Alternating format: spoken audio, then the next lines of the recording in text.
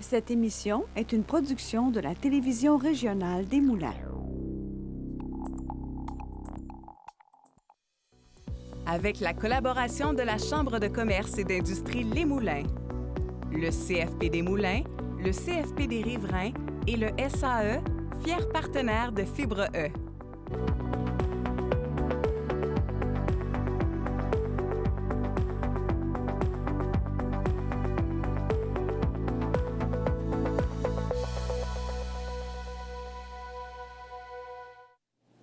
Bienvenue à Fibre E Extra.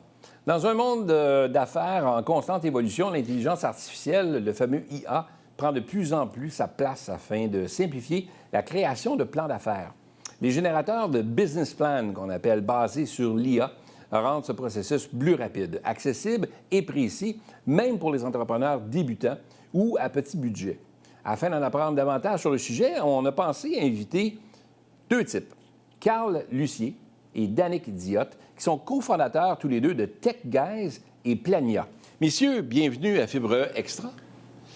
On fait des extras parce qu'on s'est rendu compte qu'en faisant découvrir l'entrepreneuriat aux gens, il fallait aussi les outiller. Alors, on a reçu plein de spécialistes dans tout type pour justement mieux outiller nos entrepreneurs de demain. Et aujourd'hui, on vous a invité parce que vous avez mis sur pied quelque chose de super intéressant.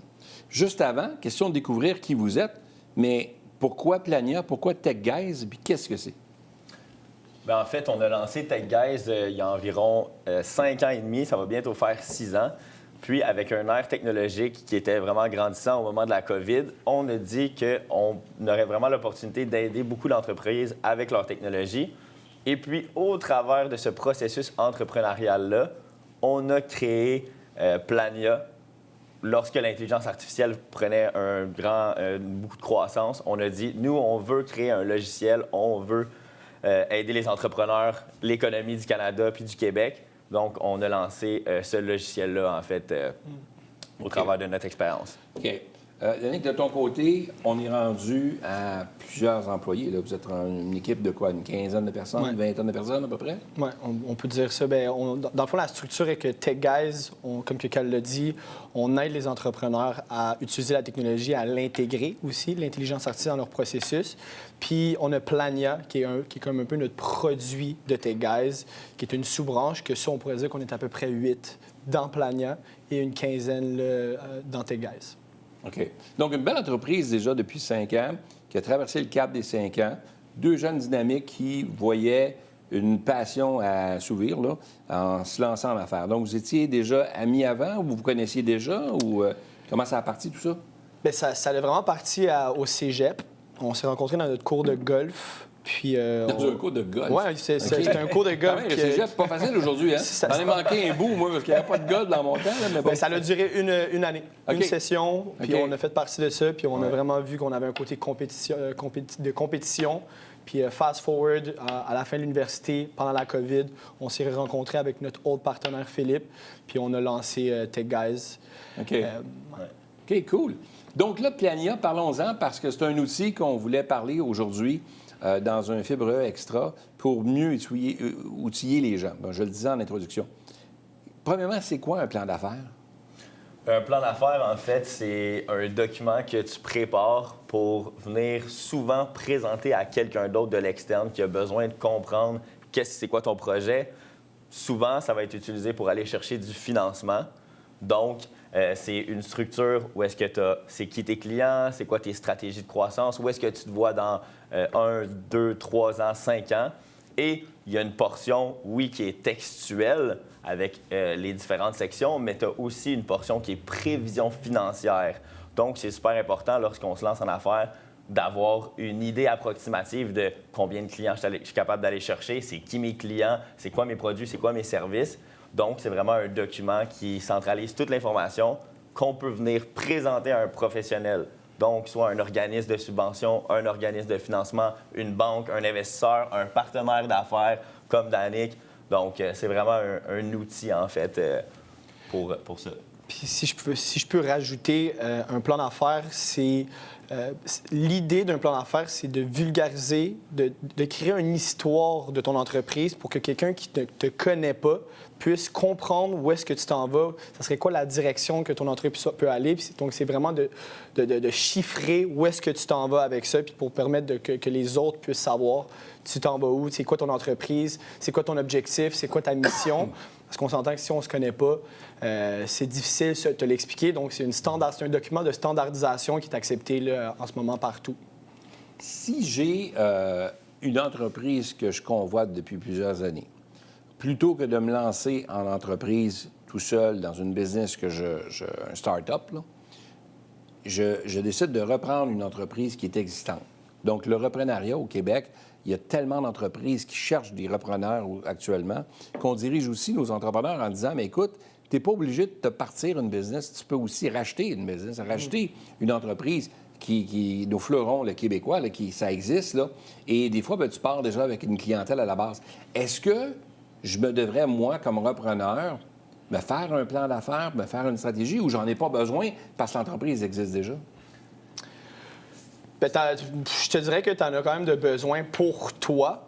Il y a quand même vraiment beaucoup d'objectifs. Oui, c'est un objectif d'explication du projet, mais c'est aussi de voir si elle va être rentable. C'est aussi, au niveau chiffré, savoir si après 1, 2, 3, 4, 5 ans, ça ressemble à quoi ton état financier. Là, on va parler dans les aspects plus techniques, mais dans un état financier, tu dois savoir si après combien de temps, pendant combien de temps elle va être non profitable, ou des fois, tu es chanceux et elle est profitable dès le début. Donc, tu as besoin de vraiment analyser au niveau de ton chiffre, ton cash flow, à quoi ça va ressembler dans les années, dans les prochaines années. Ça va sécuriser les banques qui vont te financer pour racheter l'entreprise. C'est ça. Parce qu'il faut le dire, là. Exact. Tu sais, tu te dis, ouais, mais un plan d'affaires, j'en ai pas besoin parce que c'est une entreprise qui est déjà existante, donc c'est pas compliqué. Mais oui, tu en as besoin parce que tu le disais tantôt que ça vient, c'est un outil indispensable pour sécuriser, entre guillemets, l'institut financier ou du moins le partenaire financier qui va t'épauler dans ça, dans ton rachat. Absolument.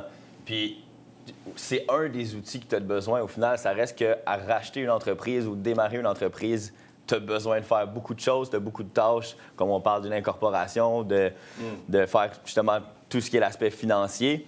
Mais ça vient alléger un peu, il y a la possibilité avec l'intelligence artificielle d'alléger ce processus-là parce que tu as aussi des états financiers existants, tu as beaucoup de documents à fournir à une banque qui n'est pas uniquement le plan d'affaires. Tu sais, si tu arrives avec un plan d'affaires, puis que tu t'en vas voir une banque, qui va souvent te demander aussi d'autres informations.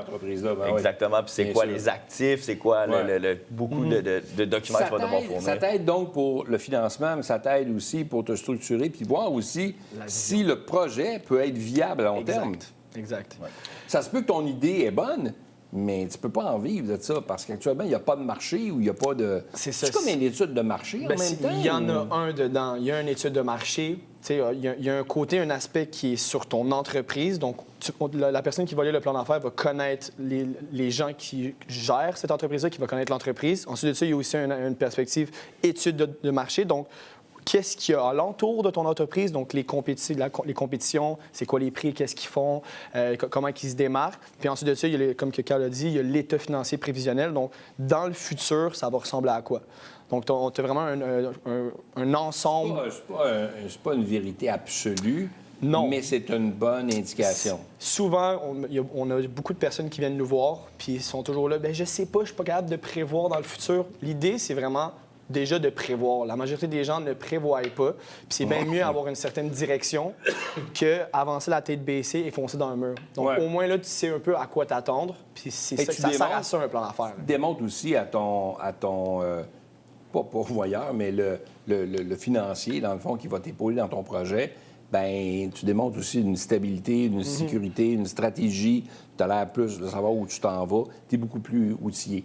Donc, parlons-en de Plania en soi. Donc, ça, c'est une plateforme ou c'est quelque chose qu'on peut utiliser à la maison, où on doit se déplacer, ou comment ça marche? C'est une plateforme web où est-ce que tu peux... dans le fond, tu vas sur le site Internet, on va l'appeler comme ça pour simplifier les mots.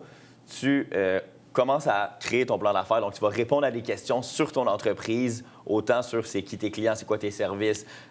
Puis, au travers de le contexte qu'on appelle, dans un monde d'intelligence artificielle, tu mets en contexte la plateforme, qui je suis, c'est quoi mon entreprise, et puis par la suite, de manière automatisée, il va y avoir une étude de marché qui va se faire pour aller chercher l'information externe pour ensuite de ça, transformer ça en chiffres, en finances. Donc, c'est un petit peu le processus automatisé d'intelligence artificielle où est-ce que l'humain aussi interagit à chaque étape au travers de ça. Donc, c'est vraiment une plateforme web que les gens peuvent faire soit à la maison, dans le fond, ou sur le téléphone. OK. Donc, quand on part une entreprise, là, chaque sou compte. Puis à un moment donné, je n'ai pas nécessairement les moyens de mettre... j'ai de la publicité à faire, j'ai le graphisme, j'ai le local, j'ai ci, j'ai ça. C'est juste des dépenses au départ. T'sais. Fait qu'on a l'impression qu'on vide toutes nos économies puis sans rien là-dedans. Puis là, on emprunte un montant d'argent. Finalement, on réalise qu'on n'a peut-être pas emprunté assez, parce que je n'ai pas fait de plan d'affaires. Mais il reste que, mettons que je veux faire un plan d'affaires, il y a un coût attaché à ça. Puis c'est probablement la première chose auquel je devrais penser avant même de louer le local. Là.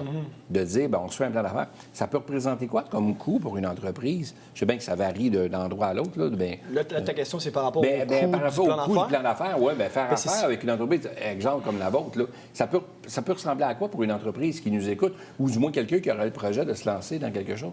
Bien, c'est ça. En ce moment, au niveau des coûts, les coûts sont de 100 pour la génération d'un plan d'affaires, donc à utiliser le plan d'affaires. Wow. On est en train de vraiment bonifier l'application, donc de mettre des fonctionnalités qui viennent combler ou qui viennent... Dans le fond, on valide beaucoup nos utilisateurs et ils nous demandent des choses à ajouter. Puis on est vraiment très proche de nos utilisateurs, donc on veut ajouter qu'est-ce qu'ils nous demandent. C'est bonifié donc, tout le temps. On est toujours en train de la version qu'on a aujourd'hui, dans 6 mois, va être encore bonifiée. Il y a des gens qui nous contactent. C'est ça, il y a des gens qui nous ont contactés, puis à chaque fois qu'ils reviennent sur la plateforme, c'est nouveau, il y a des nouvelles fonctionnalités. On a rajouté l'étude de marché avec un Audi à l'intérieur, on a rajouté des fonctionnalités. Donc on a vraiment une grande liste de fonctionnalités qui s'en viennent. Puis pour l'instant, c'est à 99 $, mais c'est sujet à changement. Puis on essaye, comme quelqu'un l'a dit, on veut aider. Notre objectif, c'était d'aider les nouveaux entrepreneurs. Donc, on fait en sorte d'aussi potentiellement offrir des services complémentaires parce qu'un plan d'affaires vient avec d'autres besoins. Souvent, tu vas avoir besoin d'un site web ou d'un CRM ou tu vas avoir besoin d'une plateforme, de la publicité en ligne, comme tu l'as dit. Mais nous, on s'est entouré de plein de gens qui offrent ces services-là. Donc, on l'appelle le service complémentaire. Tu vas avoir un lien bientôt, c'est en ce moment en train d'être en construction. Puis, les gens, nos utilisateurs, la communauté Plania va pouvoir avoir accès à ça à des frais supplémentaires. C'est assez incroyable. J'aimerais ajouter aussi que... Mettons, ça, c'est pour Plania particulièrement, mais la réalité autour du plan d'affaires puis de l'investissement financier peut vraiment varier d'une méthode à une autre. Si je m'en vais voir un consultant, que lui, c'est un professionnel de plan d'affaires, peut investir beaucoup d'heures dans le montage d'un plan d'affaires, ça peut résulter à un coût de 3 000, 5 000, 7 000 $ si tu le fais faire par quelqu'un. Toutefois, l'intelligence artificielle permet de sauver un paquet de ces interventions-là. Il te donne un plan d'affaires qui est quand même une bonne idée. Exactement. Hey, messieurs, c'était super intéressant. Puis honnêtement, là, je vous souhaite que le meilleur pour la suite. Vous êtes deux jeunes dynamiques, là, vraiment passionnés, puis on le sent que la passion vous habite. Mais c'est tout le temps qu'on avait, ça va tellement vite. Mais je pense qu'on va vous réinviter parce que j'aurais aimé en savoir davantage. Merci d'avoir été là. Merci. Parfait. Merci.